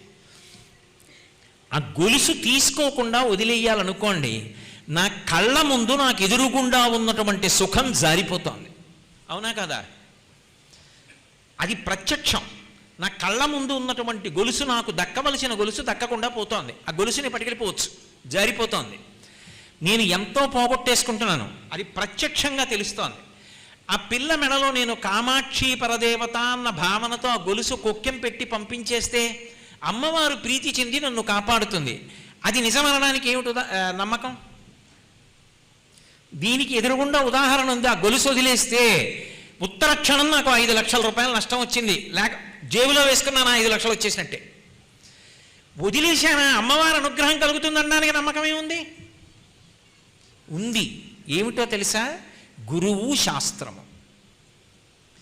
ఇప్పుడు గొలుసు జేబులో వేసుకోకుండా నువ్వు నిలబడాలి అంటే నీకు ఆ రెండిటి మీద నమ్మకం ఉండాలి. గురువు మీద, శాస్త్రం మీద నమ్మకం ఉండాలి. గురువు మీద, శాస్త్రం మీద నీకు నమ్మకం ఉంటే అది సత్యం కాబట్టి నేను ఇలాంటి పనులు చేయను. నీ కంటి ముందు ఎదురుగా ఉన్న భోగాన్ని నువ్వు తిరస్కరిస్తావు. నాకు అదే కావాలి, అది నాకు రక్షణ అని నిలబడిపోతావు. ఇలా నిలబడగలిగిన లక్షణాన్ని శ్రద్ధ అంటారు. శ్రద్ధ అన్న మాటకు అర్థం అది. అందుకే శ్రద్ధ యందు ఘర్షణ ఉంటుంది. శ్రద్ధ యందు ఘర్షణ లేకుండా కుదరదు. ఘర్షణ ఉంటుంది. శ్రద్ధ ప్రారంభంలో ఘర్షణ ఉంటుంది. ఆయన చెప్పాడు కానీ అలా చేయకుండా ఉండడమా, ఏమిటో వదిలేసుకోవడమా, కళ్ళ ముందు అంత సంతోషంగా హాయిగా ఏదో చూసి విని ఉండేవాడిని, ఈయనేమో ఇలా చెయ్యి అన్నాడు, ఏమిటో ఇప్పుడు ఇవన్నీ మానేయాలంటే బాధగా ఉంది, మానేయాలంటే చికాకు. సరే ఏదో పోన్లే అమ్మవారి నామం ఏదో చెప్పుకుందాం, దాని మీద అంత పెద్ద అనురక్తి లేదు కానీ అది రక్షిస్తుంది అన్నాడు. ఇప్పుడు మీకు ఇష్టం లేని దాన్ని పట్టుకోవాలి, ఇష్టం ఉన్నదాన్ని వదలాలి. ఘర్షణ ఉందా లేదా? కానీ మీరు ఇది వదిలి అది పట్టుకోవాలంటే శ్రద్ధ ఉండాలి, అప్పుడే పట్టుకోగలరు. ఈ శ్రద్ధకి ఆది విత్తనం ఎక్కడుంది? గురువు గారి మాట మీద నమ్మకంలో ఉంది, శాస్త్రం యొక్క మాట మీద నమ్మకంలో ఉంది. అందుకే శ్రద్ధ అన్న మాటని శంకరాచార్యులు వారు వ్యాఖ్యానం చేశారు. శాస్త్రస్య గురువాక్యస్య సత్యబుద్ధ్యావధారణ సా శ్రద్ధ కదితా సిద్భి యయా వస్తూపలభ్యతి. గురువుగారు చెప్పారు సత్యం, శాస్త్రం చెప్పింది సత్యం, కాబట్టి నేను ఈ మాట ఇలా పట్టుకుంటాను, పెద్దలు చెప్పిన మాటని, ఇది పట్టుకోవడం నన్ను ఉద్ధరిస్తుంది అని ఎవరు పట్టుకుంటాడో వాడు ఉద్ధరింపబడతాడు, వాడు ఈశ్వరుడి చేత అనుగ్రహింపబడతాడు. యయా వస్తూపలభ్యతే, వాడికి అన్నీ లభిస్తాయి. ఆ శంకర భగవత్పాదులు, వ్యాసుల వారు, పెద్దలు, గురువులు ఏం చెప్పారో అదే సాయిబాబా గారి యొక్క సందేశం కూడా శ్రద్ధ అన్నమాట. ఇప్పుడు ఏమైంది? ఆ సాశ్రద్ధ కడితా సిద్ధి యయా వస్తూపలభ్యతే. ఆ శ్రద్ధ ఎక్కడ ఉందో అక్కడ సమస్తమైనటువంటి ప్రయోజనములు నెరవేరుతాయి. అంటే ఇప్పుడు శ్రద్ధ కలగడానికి ఒక ఘర్షణ మనసులో ఉంటుంది, కానీ నమ్మకంతో నువ్వు నిలబడాలి. నిలబడితే నీకు అర్థం అవుతుంది అది ఎంత రక్షణో అర్థం అవుతుంది. అలా అర్థం అవ్వడం అనేటటువంటి ప్రక్రియలో ఆ నమ్మకంతో నిలబడడానికి కావలసిన అధ్యవసాయంతో కూడినటువంటి బుద్ధి ప్రచోదనాన్ని అమ్మవారిస్తుంది. అందుకే ఆవిడ గురుమండల రూపిణి. ఆవిడ 4 చేతులతోటి వచ్చేసి ప్రబోధం చేయదు, గురు రూపంలో తిరుగుతుంటుంది ఈ భూమండలంలో. ఆమె ఎవరి రూపంలో తిరుగుతుంది అంటే గురువుగారి రూపంలో తిరుగుతుంది. అంతే గురువుగారి వాక్కు అగ్ని, అగ్ని దహించేస్తుంది. గురువుగారి వాక్కు అజ్ఞానాన్ని దహించేస్తుంది, జ్ఞానాన్ని కల్పిస్తుంది, మంచి బుద్ధిని కటాక్షిస్తుంది. అందుకే ఆవిడే గురువు. అందుకే కాత్యాయనాయ విద్మహే కన్యకుమారి ధీమహి తన్నో దుర్గి ప్రచోదయాత్. ఓ కాత్యాయని, మా బుద్ధులను ప్రేరేపించు. ఎటువైపు? మంచివైపు. ఆవిడ గురువుగా లోకంలో ఉన్న వాళ్ళందరి యొక్క బుద్ధులకు సక్రమమైన ప్రేరణనిస్తుంది గురు రూపంలో. ఆ గురువుగా వచ్చి అనుగ్రహిస్తూ ఉంటుంది ఆ తల్లి. అందుకే లలితా సహస్రంలో దక్షిణామూర్తి రూపిణి, గురుమండల రూపిణి అన్ని పేర్లు ఆవిడికి. గురువు దీక్షను అనుగ్రహిస్తాడు. దీక్ష అన్నది వేదంలో 2 రకాలుగా అన్వయం అవుతుంది. దీక్ష అన్నమాట ప్రధానంగా దేనికి అన్వయము అంటే యజ్ఞమునకు అన్వయం. యజ్ఞ దీక్ష అంటారు. యజ్ఞం చేసేటప్పుడు దీక్షా స్వీకారం చేసి అవబృధ స్నానంతో విడిచిపెట్టేస్తారు. యజ్ఞం చేస్తే దీక్ష ఉండాలి. మళ్ళీ దీక్ష గురువుగారు మంత్రోపదేశం చేసినప్పుడు ఇస్తారు. గురువుగారు మంత్రోపదేశం చేసినప్పుడు ఇచ్చేటటువంటి దీక్ష ఎలా ఉంటుంది అంటే ఆయన ఒక్కసారి ఇచ్చినటువంటి ఆ దీక్ష జీవితాంతమో అలా నిలబడిపోతుంది. నేను మీకు ఒక ఉదాహరణ చెప్పాలంటే, గది చీకటిగా ఉంది, వెలుతురు కావాలి, అక్కడే ఉంది, ఆ విద్యుత్తు కానీ ప్రవహించిందా మనకంతటికి గది అంతా కాంతిని నింపగలిగినటువంటి బల్బ్ అక్కడే ఉంది. మనం చెయ్యవలసింది ఏమిటి? ఆ మీట కిందకి నొక్కితే చాలు. అది ఇలా కిందకి నొక్కామా మళ్ళీ మనం పైకి ఎత్తాలి తప్ప, లేకపోతే అది గదిలో అలా కాంతి అలాగే ప్రసరిస్తూనే ఉంటుందా? ఉండదా? తప్ప చెయ్యి పెట్టి ఉండక్కర్లేదు. ఒకసారి చెయ్యి పెట్టి ఇలా అంటే చాలు, ఆ కాంతి అలాగే ఉంటుంది. గురువు ఇచ్చే దీక్ష అలాగే ఉంటుంది. ఆ గురువుగా ఆవిడే ఉంటుంది. ఎవరిని అనుగ్రహించాలో వాళ్ళకి ఆ గురు తత్వము చేత అనుగ్రహిస్తుంది. అందుకే ఆవిడ 3 రకాలుగా అనుగ్రహిస్తూ ఉంటుంది లోకాన్ని. ఒకటి కుక్కుట దీక్ష, స్పర్శ దీక్ష అంటారు, దానికి కామాక్షి. రెండవది నయన దీక్ష అంటారు, చూపుల చేత పోషిస్తుంది, మీనాక్షి అంటారు. స్మరణ దీక్ష, ఒక్కసారి స్మరించి జ్ఞాపకం తెచ్చుకుని అనుగ్రహిస్తుంది, దాన్ని కమట దీక్ష, తాబేటితో పోలుస్తారు, అది విశాలాక్షి. అందుకే అక్షి సంబంధం, కంటి సంబంధంగా 3 పేర్లతో వెలిసింది ఆవిడ. 1 కామాక్షి, 2 మీనాక్షి, 3 విశాలాక్షి. గురుమండల రూపిణి అయి గురువుల రూపంలో ఈ 3 రకాలుగా అనుగ్రహిస్తుంటుంది. 1 స్పర్శ దీక్ష, కుక్కుట దీక్ష అంటారు. కుక్కుట దీక్ష అంటే కోడి మీద కూర్చున్నట్టుగా, లేదా నేను మీకు ఇంకా ఉదాహరణ చెప్పాలి అంటే, కోడి గుడ్డు ఎక్కడి నుంచి వస్తుంది? కోడిలోంచే వస్తుంది. కోడి పెట్ట గుడ్డు పెడుతుంది. కోడి పిల్ల ఎక్కడుంది? గుడ్డులో ఉంది పిండం, పైనే ఉంది పెంకు ఉంది, లోపల పిండం ఉంది అన్న విషయం కోడికి తెలుసు. గట్టిగా కూర్చుంటే పెంకు పగిలిపోయి లోపల ఇంకా పొదగబడనటువంటి పిల్ల పైకి వచ్చేసి అకాల మృత్యువు పొందుతుందన్న జ్ఞానము కలిగినటువంటి కోడిపెట్ట తన బరువంతా గుడ్డు మీద పెట్టకుండా గుడ్డక్కడుంటే 2 కాళ్ళతో మెల్లమెల్లగా నడిచొచ్చి దాని పొట్ట కింది భాగం ఒక్కటి గోరువెచ్చగా గుడ్డు పెంకుకి తగిలేటట్టుగా జాగ్రత్తగా కిందకి వంగి పొట్ట గుడ్డు పై భాగానికి పెంకుకి తగిలేటట్టుగా కూర్చుని గట్టిగా కూర్చోకుండా ఒత్తిడి లేకుండా చూసుకుని తనలో ఉన్నటువంటి వేడిని ఆ గుడ్డు పెంకుకు తగిలి పెంకు వేడెక్కి పెంకులో ఉన్నటువంటి వేడి లోపల ఉన్న పిండానికి తగిలి ఆ వేడిని పుచ్చుకున్న పిండము పొదగబడి పిల్ల అయ్యే వరకు ఆ వేడిని ప్రసారం చేస్తుంది. ఈ వేడి పుచ్చుకున్నటువంటి గుడ్డులోని పిల్ల పొదగబడి పెంకు పగలగొట్టుకుని పైకి వస్తుంది. ఇక మళ్ళీ స్పర్శనిస్తుందా? అక్కర్లేదు. తన యొక్క స్పర్శ చేత గుడ్డు పెంకు పగిలిపోయి పిల్ల పొదగబడి పైకి వచ్చేట్టు చేసింది. అమ్మవారు కూడా ఒక గురువు రూపంలో మంత్రదీక్షనిస్తుంది. అటువంటి గురువు ఆ మంత్రాన్ని ఎన్నో పర్యాయాలు జపం చేసి మంత్రాధిష్టాన దేవతానుగ్రహాన్ని పొందినటువంటి గురువు గారు ఒక సుముహూర్తం చూసుకుని హస్తమస్తక సంయోగం చేస్తాడు. తన చేతిని తీసుకెళ్ళి శిష్యుని యొక్క తల మీద ఉంచుతాడు. గురువుగారు చేసినటువంటి తపస్సు శిష్యునిలోకి ప్రవేశించి పెంకు పగిలి ఆ లోపల నుంచి కోడిపిల్ల ఎలా గుడ్డులోంచి పైకొచ్చిందో అలా అజ్ఞానం అనేటటువంటి పొర చిట్లిపోయి భగవంతుని వైపుకి నడవగలిగిన ప్రజ్ఞ అంకురిస్తుంది. ఆ మంత్రం మీద, మంత్ర దీక్ష మీద, మంత్రాధిష్టాన దేవత మీద అంత నమ్మకం కలుగుతుంది. అలా ఇచ్చేటటువంటి గురువు రూపంలో తిరుగుతున్న తల్లి అమ్మవారే. ఇది అస్తమానం అందరూ చేసే ప్రక్రియ కాదు, అంత తపస్సు చేసిన మహాపురుషులు అనుగ్రహిస్తూ ఉంటారు గురు రూపంలో. అందుకే మీరు చూడండి, కామాక్షి దీనికి సంకేతం. అందుకే శంకరాచార్యుల వారు సౌందర్యలహరిలో కామాక్షి పరదేవత మీద ఒక శ్లోకం చేశారు. శృతీనాం మూర్ధానో దదతి తవయౌ శేఖరతయా మమాప్యేతో మాత శిరసిదయయా దీహి చరణౌ అంటారు. అమ్మా, నీ 2 పాదములు నా తల మీద పెట్టమ్మా అన్నారు.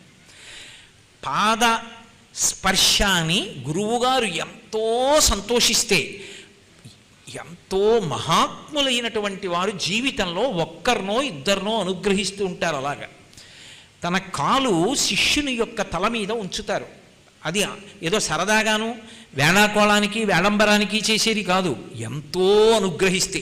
కంచికామకోటి పీఠాధిపత్యం వహించిన మహాపురుషులు చంద్రశేఖరేంద్ర సరస్వతి స్వామి వారి దగ్గరికి ఒకప్పుడు ఒక మహాపురుషుడు, సంస్కృత పండితుడు, దక్షిణామూర్తి స్తోత్రానికి అద్భుతమైన వ్యాఖ్యానం చేసి పట్టుకెళ్ళి పుస్తకం అక్కడ పెట్టారు. ఆయన ఇలా తిప్పి చూశారు. మహానుభావుడు అపరశివస్వరూపం, పరమ సంతోషం పొందారు. నీకేం కావాలన్నారు. మీ పాదం నా తల మీద ఉంచండి అన్నారు. అబ్బో, పెద్ద కోరిక కోరావు.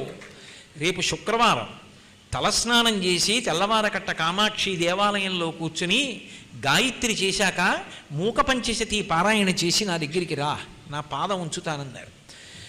వెంటనే ఆ అమృత ప్రవాహం పడుతుంది. అది గురువులు అనుగ్రహించేటటువంటి స్థితి. అది ఒక్కొక్కసారి గురువుగారి అనుగ్రహం లేకపోయినా శిష్యుడి యొక్క నమ్మకం చేత వస్తుంది. అందుకే భగవాన్ రమణులు అంటారు, ఎవరు గురువు? నీకు ఎక్కడ గురుందో ఆయన గురువు. నీ గురువు. గురువు అంటే బరువు, లఘువు అంటే శిష్యుడు.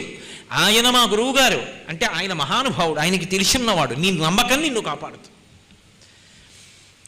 ఒకప్పుడు రామానంద స్వామి వారు ప్రతిరోజు తెల్లవారుజామున బ్రహ్మముహూర్తంలో ఆ గంగ ఒడ్డును తిరుగుతూ స్నానానికి వెళ్ళేవారు.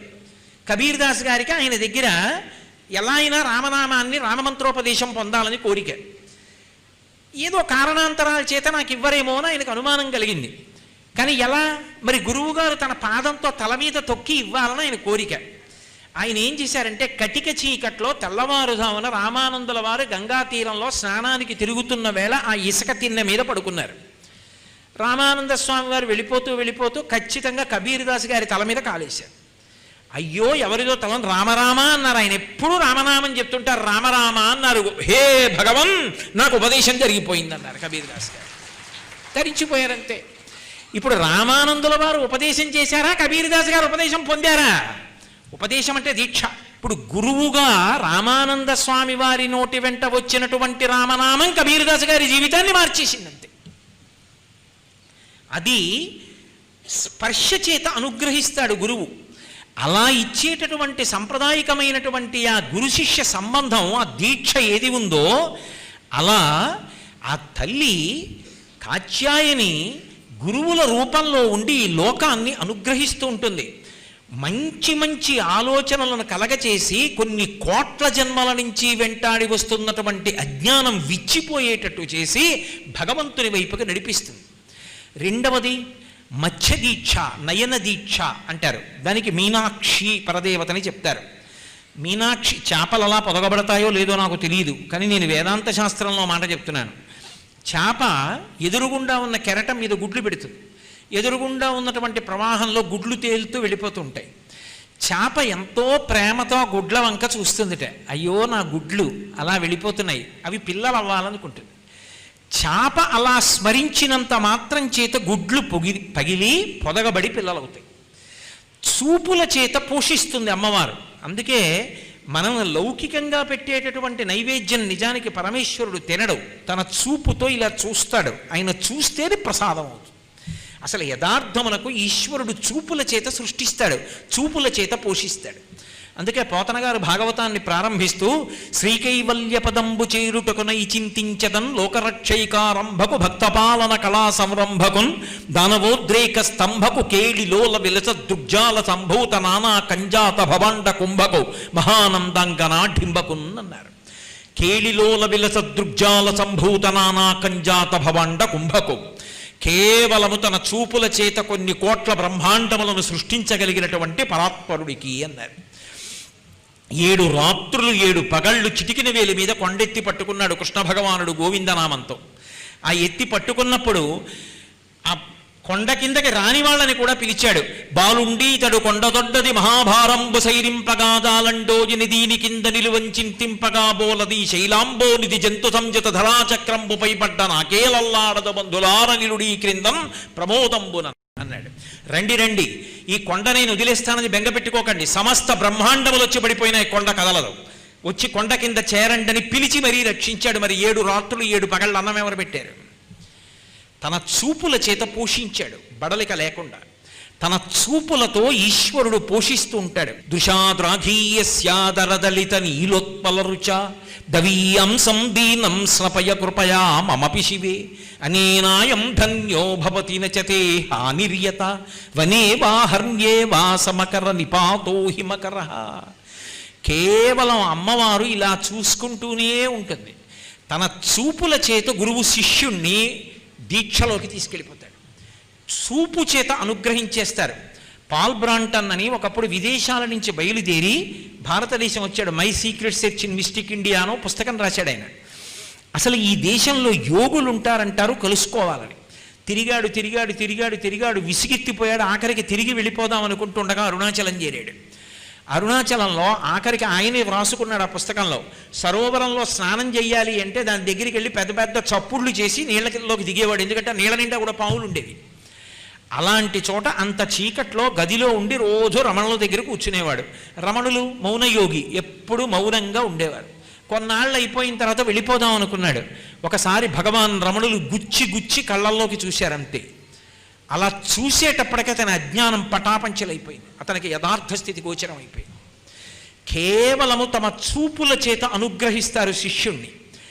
చూపులతో అనుగ్రహించగలిగినటువంటి ఆ శక్తి ఎక్కడిది అంటే అమ్మవారే ఆ నయన దీక్ష చూపు చేత అనుగ్రహించగలిగిన గురుతత్వంగా లోకంలో ప్రకాశిస్తుంది.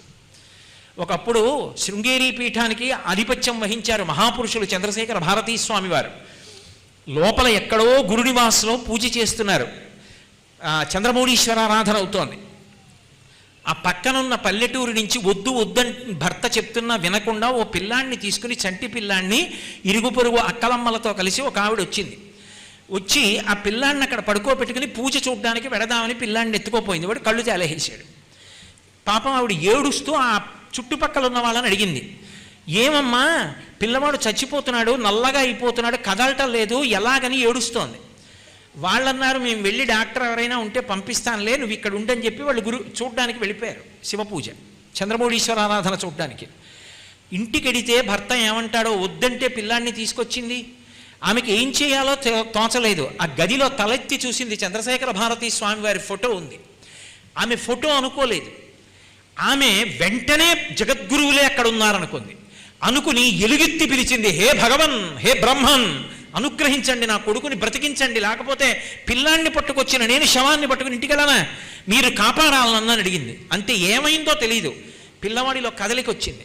ఆమె ఇలా చూసేటప్పటికి రంగు విరిగిపోయి పిల్లవాడు పకపకా నవ్వుతూ అమ్మా అని పిలిచాడు. ఆ పిల్లాన్ని ఎత్తుకుని చంద్రమౌళీశ్వరారాధన అయిపోయే సమయం అయిపోతోంది. తుంగానది బ్రిడ్జి దాటి పరుగు పరుగున వెళ్ళింది. అప్పటికి చంద్రమౌళీశ్వరారాధన పూర్తయిపోయి చంద్రశేఖర భారతీ స్వామి వారు మెట్లెక్కేస్తున్నారు. ఒక్కసారి ఆగి ఆమె వంక చూశారు, ఇలా ఆ పిల్లాన్ని ఎత్తుకొచ్చిన ఆవిడ వంక చూసి అన్నారు, ఇకపైన ఎప్పుడు నీ భర్త వద్దన్న పని చేయకు, నీ పిల్లవాడు క్షేమంగా ఉన్నాడుగా, సంతోషంగా బయలుదేరన్నారు.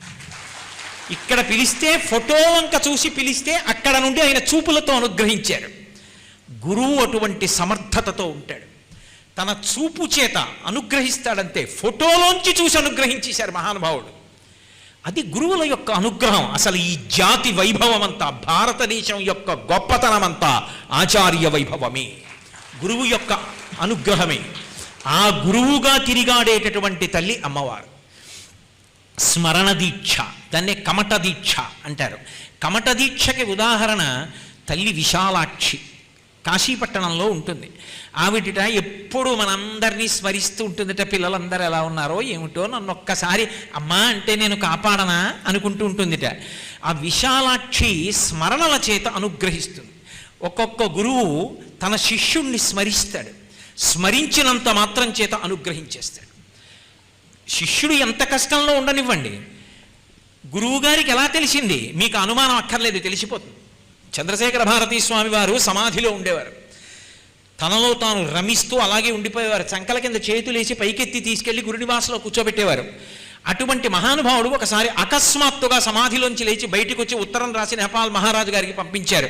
నేపాల్ మహారాజు ఆపదలో ఉన్నాడు, శృంగేరి పీఠం యొక్క రక్షణ ఉంది, ఆయనకేం అమదు రక్షింపబడతాడని చెప్పండి అని చెప్పి మంత్రాక్షతలిచ్చి పంపించారు. ఆయన కష్టం నుంచి బయటికి వచ్చాడు.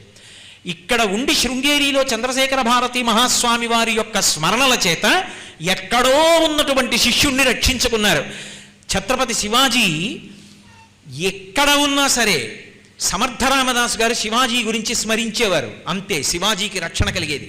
ఒకప్పుడు శివాజీ తల్లి జీజీబాయి రామదాస్ గారి దర్శనానికి వెడితే సమర్థరామదాసు గారు ఓ కొబ్బరికాయ, గుర్రపు లద్దె, కాసిని రాళ్ళు మూట కట్టి ప్రసాదం ఇచ్చానని చెప్పు అన్నారు. తల్లి పట్టుకెళ్ళింది. శివాజీ మూట విప్పి చూసుకున్నాడు, ఈ మూడు ఉన్నాయి. ఏమిటమ్మా గురువుగారు ఇటువంటి ప్రసాదం పంపారు? ఓ కొబ్బరికాయ, గుర్రపు లద్దె, గులకరాళ్ళు, ఎందుకు ఇవి అన్నారు. తల్లి అంది, ఒరే గురువు నిన్ను స్మరిస్తున్నాడు, ఏ కారణం వల్ల నువ్వు వృద్ధిలోకి వస్తావో గురువు స్మరించి నీకు రక్ష పెట్టాడు, నువ్వేం చేయాలో చెప్పారండి. ఏం చెయ్యాలని చెప్పారమ్మా?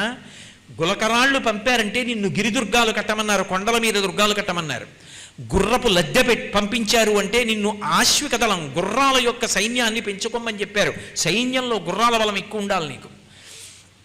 కొబ్బరికాయ పంపించారు, పరిపాలన చేసేటప్పుడు పైకి ఎంత కఠినంగా కనిపిస్తావో లోపల అంత మధురంగా ఉండడం నేర్చుకోమని చెప్పారు. అందుకు రాయి మూడు పంపించారు. గురువు నిన్ను స్మరిస్తున్నారు రా, ఇది నీకు రక్ష. గురువు తన స్మరణల చేత శిష్యుణ్ణి రక్షించుకుంటాడు. అందుకే స్మరణ దీక్ష, కమట దీక్ష. కమటం అంటే తాబేలు. తాబేలు గుడ్లు తీసుకెళ్ళి ఒడ్డున ఎక్కడో పెడుతుంది.